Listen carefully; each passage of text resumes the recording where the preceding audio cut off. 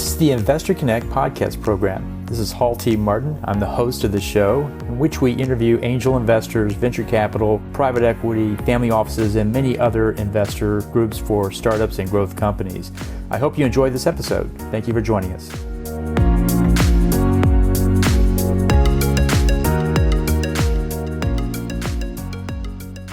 Well, hello, this is Hall Martin with Investor Connect. Today I'm here with Zamir Shukho, CEO and founder of Vibranium Venture Fund. Vibranium investment focus is on seed stage B2B SaaS startups. Vibranium aims to identify future champions and support the rapid growth and global expansion. Zamir, thank you for joining us. Thank you for having me, Hall. Great. And so where are you calling from today? Right now I'm in Foster City in my house. With these remote options to work, sometimes I choose to stay at home. But most of the time I'm in Menlo Park in our office. Great. So tell us more of your background. What did you do before this? I've been working with startups for last 10 years. For a long time, me and my team used to build accelerators in Eastern Europe, many countries, CIS region in general. And we built different kinds of programs, just classical accelerators or corporate innovation programs. Totally, we built 42 of those, which is a big number. And a little bit before that, I ran an event agency which was focused on large events, including, presidents, politicians, stars, and many other people. And also we did many of those events for startups, combined over 500. So that was a lot of good experience and a good exposure to innovation ecosystem worldwide. I've traveled many countries and been to almost all developed ecosystems. And after that, I decided that it's time to start a venture fund so we could support these founders, not only with our knowledge and mentorship, but also with some finance. Great. So how does one identify an investment focus if you're an early stage VC and maybe a first timer? What's your advice? So I typically would look at a background of the GP. This is the reason why we are focusing on B2B SaaS, because throughout my career and my teammates' careers, we worked with a lot of large companies and helped them identify the needs for innovations and find market solutions in the startup ecosystem for those, implementing pilots with the startups, running POCs, and then scaling those technologies inside a large company. So when it comes to B2B SaaS, when it comes to the process of implementing those inside of an enterprise, we have a lot of knowledge and background. And that was the reason why we said, okay, this might be a good fit where we can not only be money, but also smart investor to help with, early stage startups with these processes. And on top of that, when we looked at the markets and we said, okay, what is a very stably growing market where we understand, what we're investing in and we can add value. And this was B2B SaaS. It's growing 80% year over year. Amazing startups, amazing companies becoming unicorns every year. So there's a lot of potential in that market, and we decided to try this vertical. And so how does a VC understand that a startup might be a good fit for their portfolio, or if their fund is a good fit for the startup? Well, how does that work? So we try to break down this process into several steps, basically analyzing more and more data on every step the deeper we go. So, a good fit is we identified certain criteria in the very beginning. So like step 0, if startup fits that criteria that we believe is good and feasible, then we would move them to the next stage. But overall, because it's a very early stage company, we definitely look deeper into the team and we see if there's a match with the founder, with the founding team, if we believe the vision that they have and we trust their experience and knowledge and background. And then, if we really want to be part of that journey, because to us, investment is a partnership and it's a long-term partnership where we would not only, sit on the side, but we also participate and help to get this startup to the next level. Great. And so why don't you invest in crypto or medtech deals, for example? So one of the rules that we try to implement is you got to invest in something that you really understand as an expert. So I consider to be an expert in certain things where I had over 10,000 hours, and which is, corporate innovation, B2B SaaS, marketing, management, all of these things that I had in my past as a serial entrepreneur. So I could be a value add. So are my teammates. When it comes to crypto, of course, I understand how crypto market operates, but I would not say I'm an expert or a super expert in this topic. So I didn't have 10,000 hours of working with this particular market. But when it comes to medtech field or healthcare, also is very, very specific, and it usually takes longer R&D process to get the product out there, to get FDA approvals, to do all the research, and it's time consuming, it's resource consuming, and if we are trying to target faster wins, this is the software part where we're playing. Great. And so what are the differences between you and your VC competitors, other funds that are out there in the same space? How are you different? There is a lot of really great funds out there and accelerators that work on early stage. So we try to partner with them, not compete.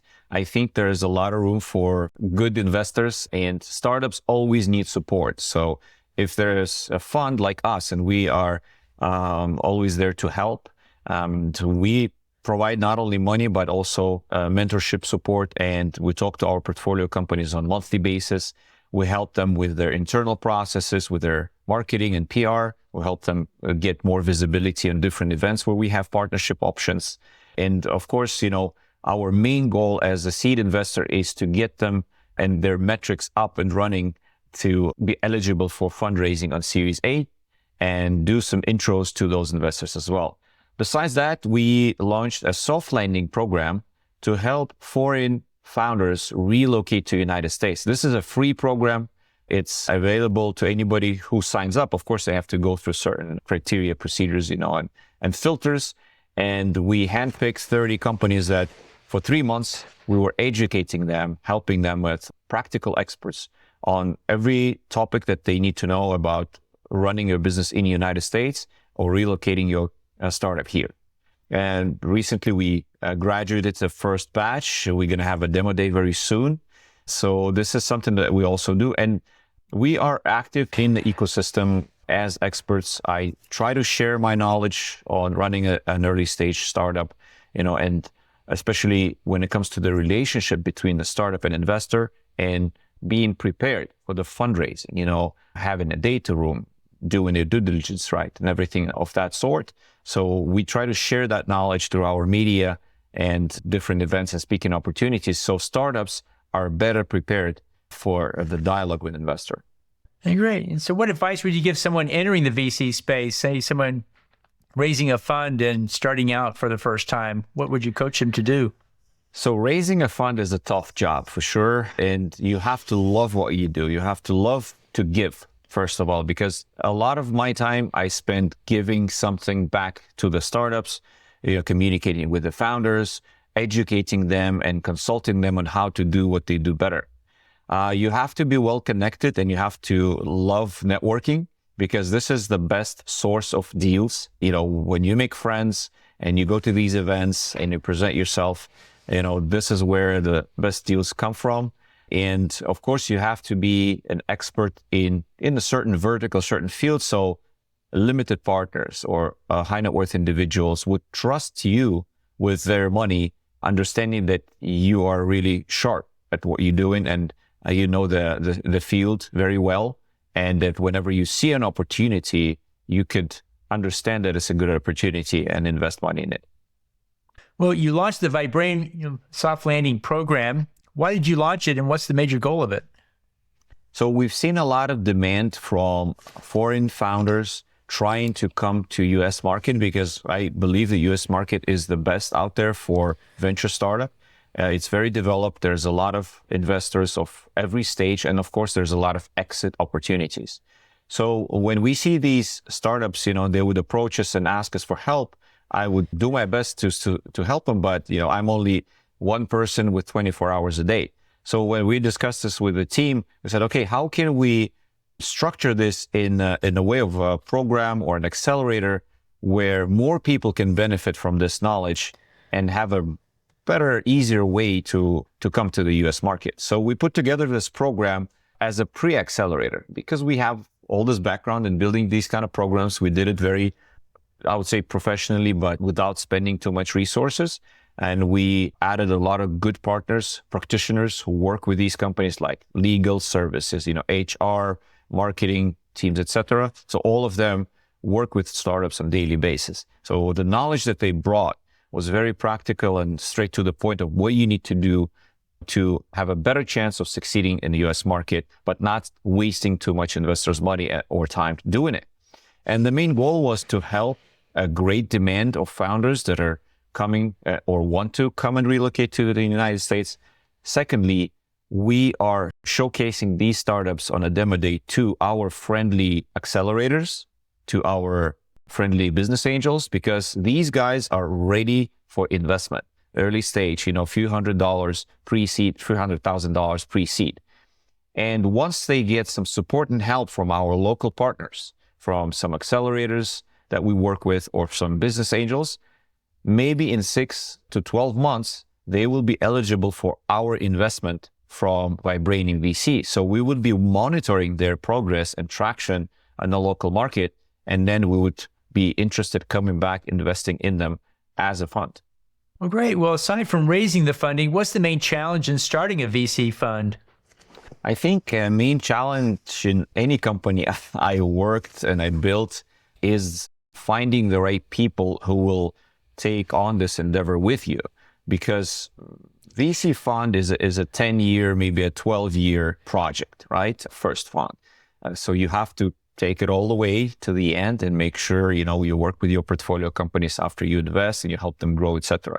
So you want to make sure to find the right people who are interested in joining you for the time period, for 10 years. So it's a commitment, right? And because the team is small, we have to be very productive. We have to be very smart. And, there's no, just like in any startup, there's no extra resources you can waste, because the resources are limited. Now, we have to be effective at our job and we have to be really good.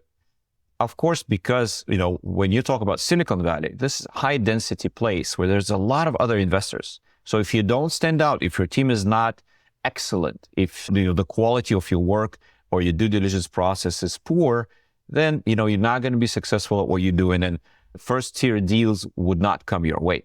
So I think that's the biggest challenge that somebody can have besides the fundraising itself, is building the right team to stand out and to really do the job on excellent level. Great. Well, you see a lot of technologies and new business models out there. If you could start a new business tomorrow, what would that business be based on what you found so far? It's so funny. Like almost every day I have a new idea, right, about something. And I'm like, oh, this is a great idea for a startup, especially when I take a shower, right? And the problem with that is there's so much out there and so many problems you can tackle. But again, it's not about the idea, it's about the implementation. So is there a right skill set on the team who can pull this off? Definitely AI is a very hot topic right now. So anybody with an AI background, with ML background, somebody who can program, these algorithms and work with those technologies is going to have an advantage over just a simple software engineer or startup. So right now is going to be, I think 2023 is going to go under an AI flag for sure. Thank you to ChatGPT and all these other amazing technologies out there. So, this is something to watch for, and I'm pretty excited about that. But if somebody would ask me, what is the one project that you would want to work on?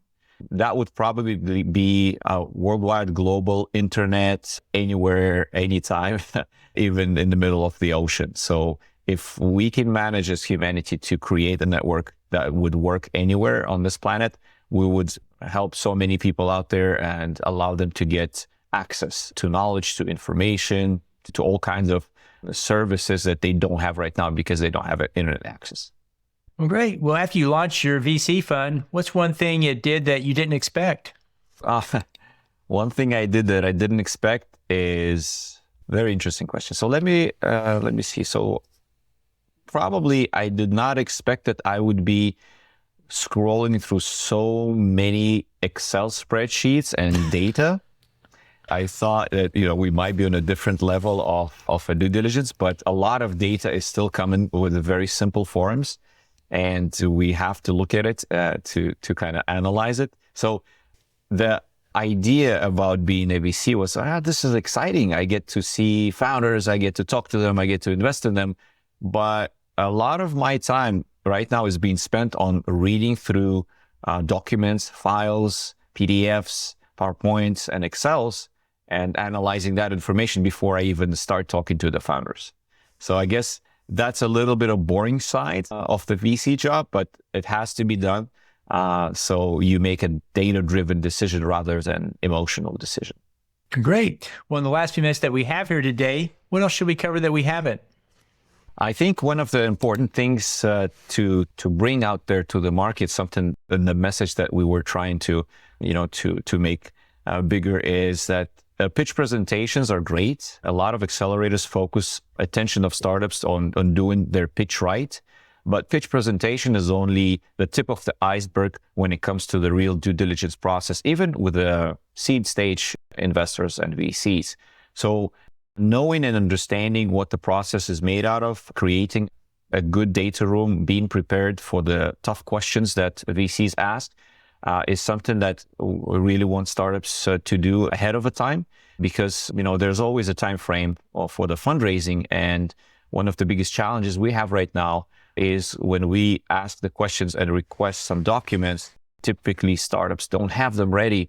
So they have to go back, do their homework, pull up some information from different sources, and then get back to us. And that increases the due diligence time frame, which does not allow startup to close their rounds quick enough. So being prepared for this dialogue is essential to be on the plan, and get the resources that you need to grow. So how best for listeners to get back in touch with you? The best way would be reach out to me on LinkedIn. I'm the only Zamir Shukho out there.